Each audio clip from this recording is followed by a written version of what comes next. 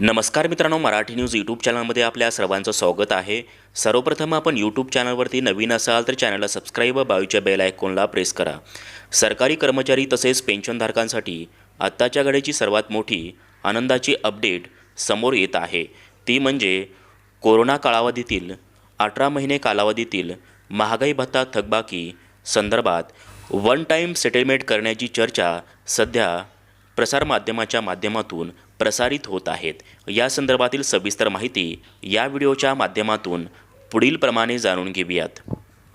प्राप्त माहितीनुसार कोरोना काळामध्ये सरकारी कर्मचारी तसेच पेन्शनधारकांचा 18 महिने कालावधीमधील महागाई भत्ता रोखण्यात आला होता।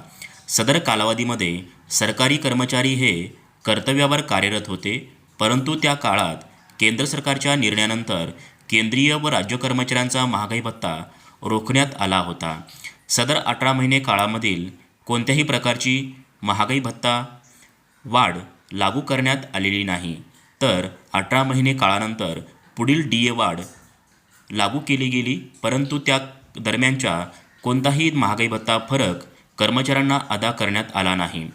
यामुळे निवृत्तीवेतनधारकांना तसेच कर्मचाऱ्यांना सदर कालावधीत कोणत्याही प्रकारचा आर्थिक लाभ प्राप्त झाला नाही।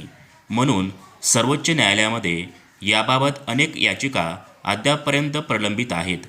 न्यायालयात यावर निश्चितच कर्मचाऱ्यांच्या बाजूने निकाल लागण्याची शक्यता वर्तवण्यात येत असल्याने कर्मचाऱ्यांना सदर कालावधीमधील महागाई भत्ता थकबाकीची रक्कम अदा केली जाणार आहे। दिनांक 1 जानेवारी 2020 ते दिनांक 30 जून 2021 या 18 महिने कालावधीत महागाई भत्ता वाढ रोखण्यात आली होती।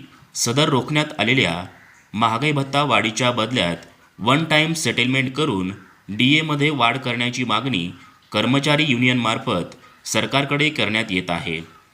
वन टाइम सेटलमेंट म्हणजे 18 महिने DA वाढीची थकबाकी देण्याच्या बदल्यात एकाच वेळेस महागाई भत्त्यामध्ये वाढ करणे होय। सदर सेटलमेंट 5% पर्यंत वाढ होण्याची शक्यता आहे।